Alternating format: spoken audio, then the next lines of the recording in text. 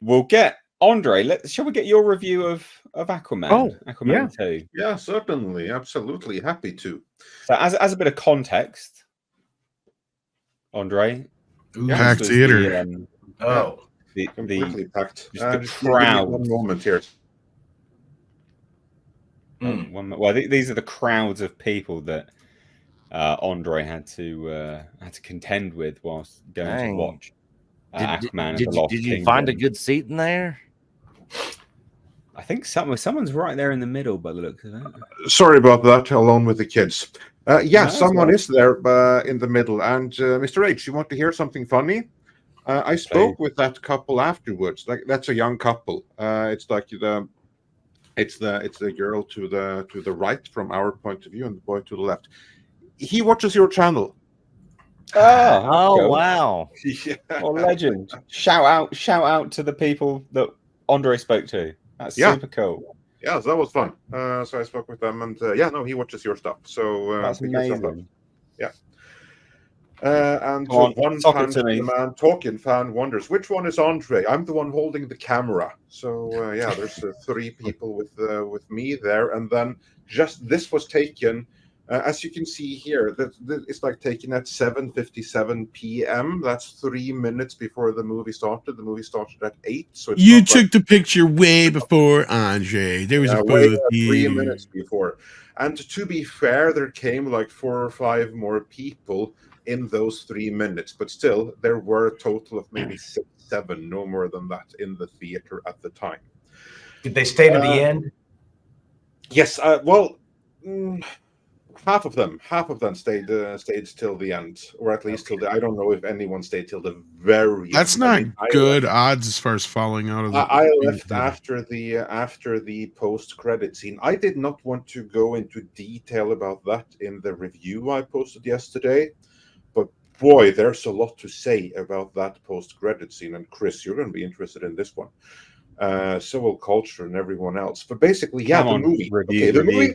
The movie is, I know that many are really rooting for the movie to fail, and many typically are going to get caught up with like wanting it to be the worst movie ever. And I'm sorry to disappoint, but it's not the worst movie ever.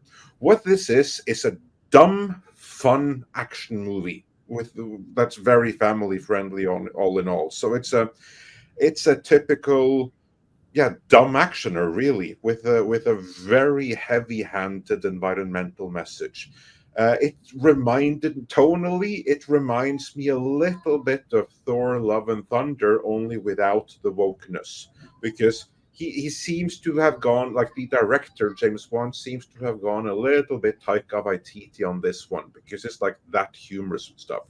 The best part of the movie is the intro sequence, where we basically caught up with what has happened over the last 4 years, where we learned that Aquaman, he is now married to Amber Heard.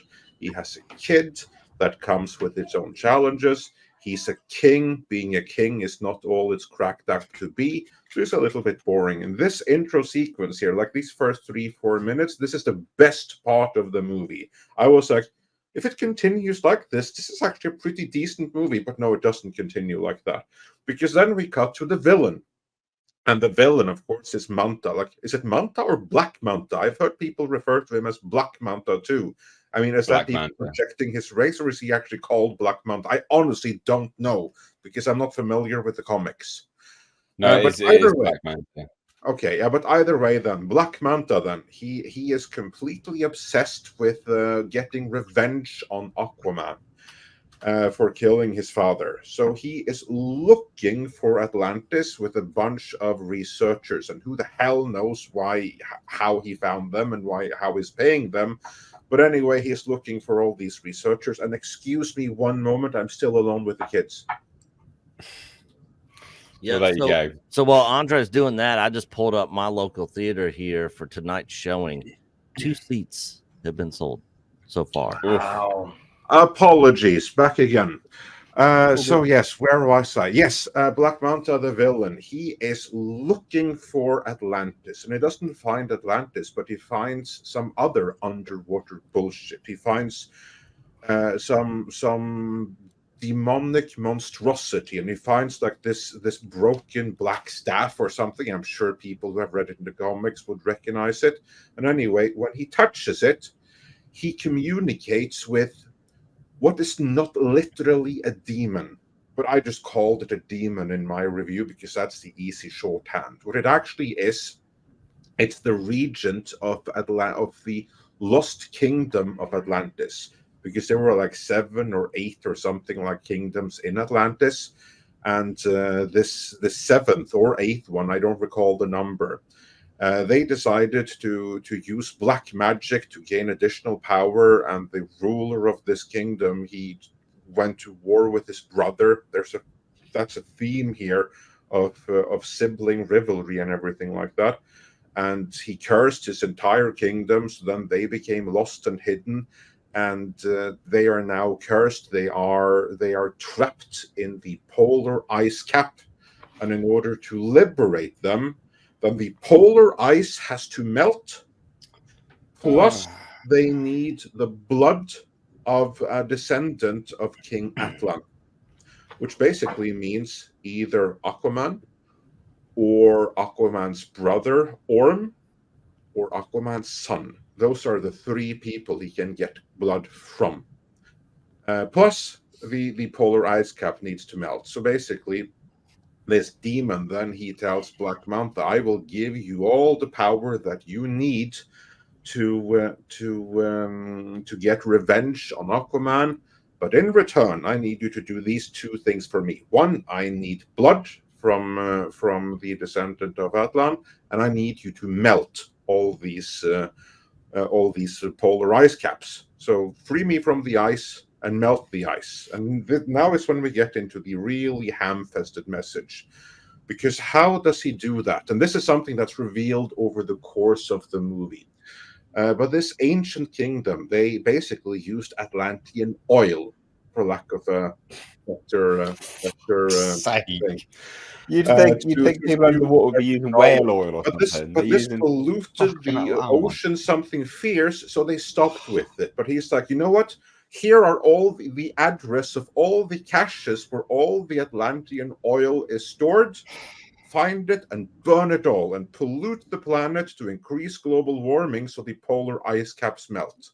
That is basically the story of the movie. So the real villain here is fossil fuel and global warming. And then Aquaman has to team up with his brother Orm to stop Black Manta from polluting the world too much.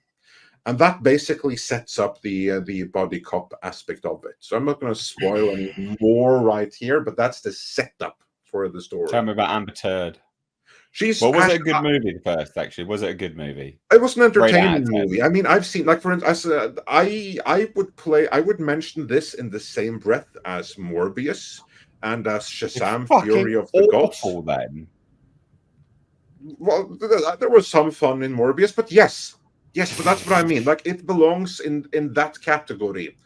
And also with Blue Beetle. I mean, I'd equate it with those. And I enjoyed Black Adam. Black Adam is a hell of a lot better than this. The first Venom is a hell of a lot better than this. The second Venom, yeah, that's kind of like on par with this. Only the second Venom didn't have like this really ham-fisted environmental message here. Amber Heard, yeah, she is in the movie. You can tell that her role has been cut down as much as they possibly could cut it down. But that still means that she has a fairly big presence in it. Like, I don't know how much she is in the movie in terms of like minutes. I've heard some people say it's 10 minutes all told. That could be. I'm not going to dispute that. But those 10 minutes, they are littered all throughout the first act and all throughout the third act. The only time when she is absent is in the second act. Then she's in hospital, then she's recovering. This is something that Tom had heard from his sources. So she's not in hospital for the entirety of the movie, but she is in hospital for the entirety of the second act, and then she's back with a vengeance in the third act. So she has what feels like a very heavy presence. And in terms of screen time, I don't know how many minutes, but if you were to rank all of the characters in the movie, in my estimation, she is the one with the 5th most screen time of everyone in the movie. Well, you got to Wow. remember, we also recently learned that her lawyers got involved with that whole thing too.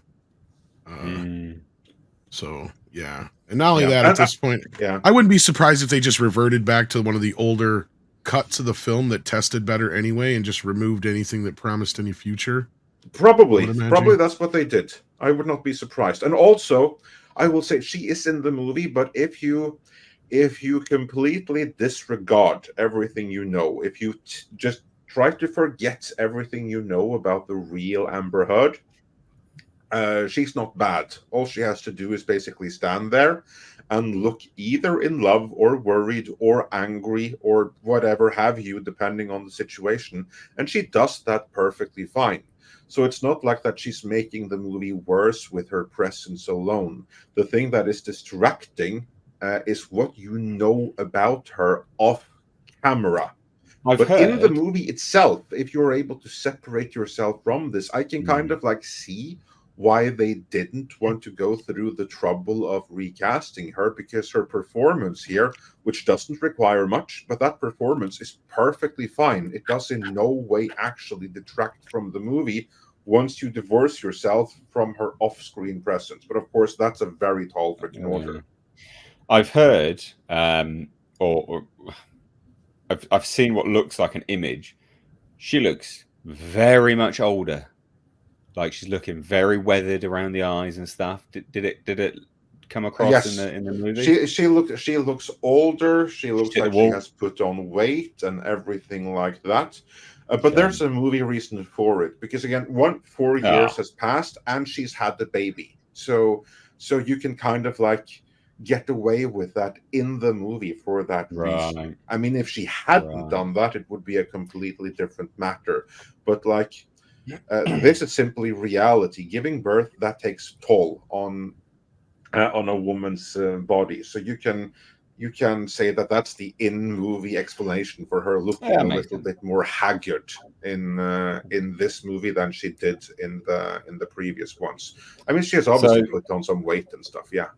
So, Chris, because we've only got you for a short space of time, you got any questions for Andre about the movie? Ask me about the ending and the bugs and everything, because I think that's something you might get to. I do want to hear about the ending, but I also heard that it was a little jokier than the previous installment. Yeah, the whole movie is a little bit jokier. Yeah, like I got like some Taika Waititi. Like if you had told me that this movie was directed by Taika Waititi, I would have believed you.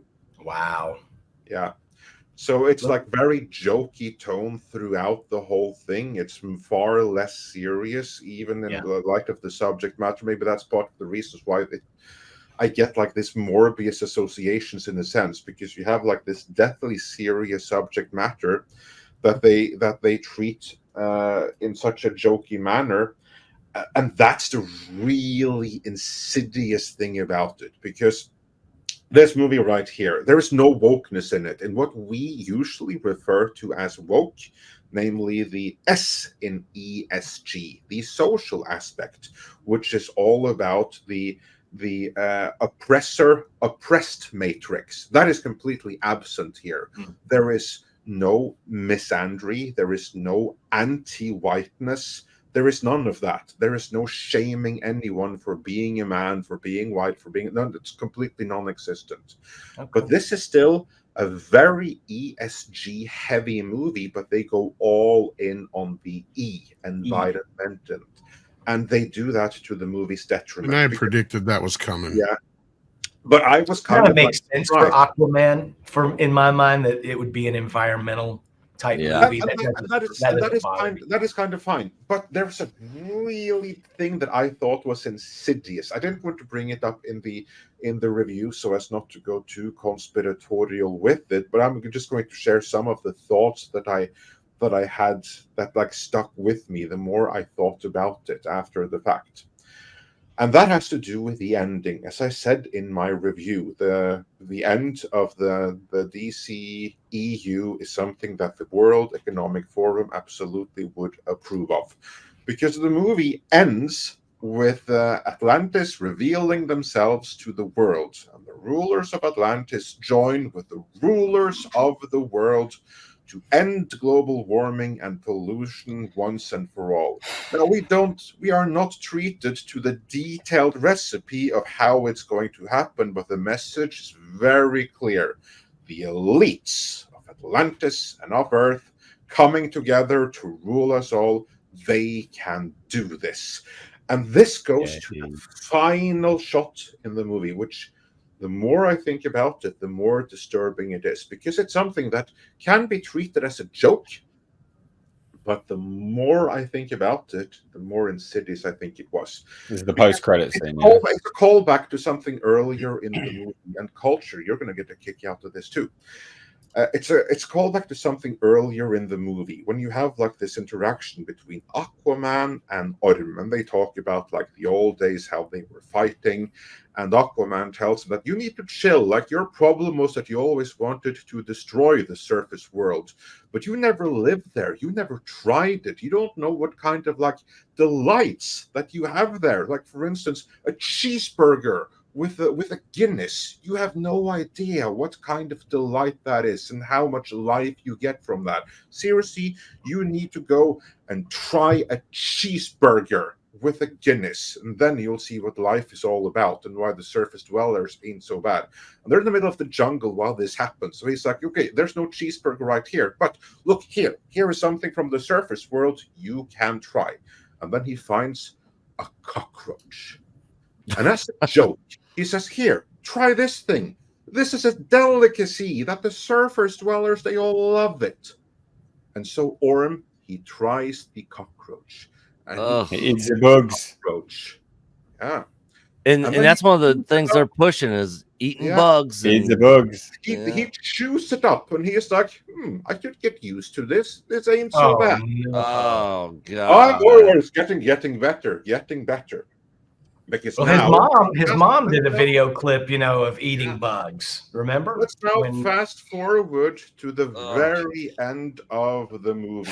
After the leaders of Atlantis and the leaders of the world has come together, and the world is ruled by the elite, as it should be. And they will do whatever it takes to end global warming. And we don't know exactly what that means for the population, that we are not told. But now fast forward to the end credit scene, because Orm, he is now an exile. They basically say that you don't have to return to your cell. You proved yourself to us, so we're going to pretend that you're dead. So just go and live your life. Go to the surface, try some cheeseburgers. And that's what he does. The post-credit scene, that is Orm sitting in the street of New York or something like that. We don't know exactly, but he's sitting and he's trying a cheeseburger. And he's like, this is all right, but something is missing. And then he sees there's a cockroach on the table. And he's like, oh! And he grabs the cockroach and he puts it inside of the burger. And then he eats the burger with the cockroach, and he's like, this is fantastic. And there ends the movie. Now, of course, and there's two levels to this. One, you can have like a joke, how he tried a cockroach, which was meant to be a joke, but he found it delicious, and now he can't be without it. That's one aspect to it. But I think that the more likely thing here is that this is an attempt at subtle what's the word here? Normalization. My English is failing me. What was that, Chris? Normalization. Yeah, normalization, exactly. That they're trying to normalize eating bugs, because that goes right in hand. Because basically what happened at the end of that's how the DC Extended Universe ended. All power was handed to the World Economic Forum.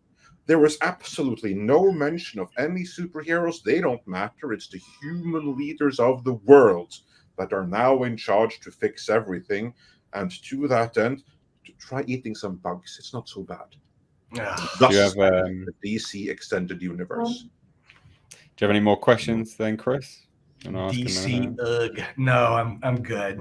I just wanted you to so that if and when you do see the movie, just have that in mind. And all of you watching, maybe I'm reading too much into it, but now when I have said it, keep I don't think you are. things in mind while watching it and see, is this an attempt at social engineering? That's the word I was looking for. I think it is, because I saw that from like Bob Iger and other people were saying that they were going to start moving into more of an environmental message, and that's what I was thinking. I'm like, maybe the money ran out in the S and the G, so now they got to go for the E money.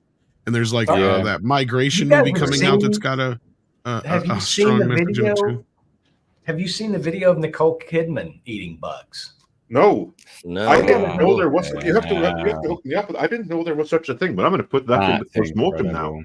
You need to Wow. check that out because she's a little, acts like any normal person See, would. this is why I wanted you here for this, because I know that you can write some very interesting articles on this. I-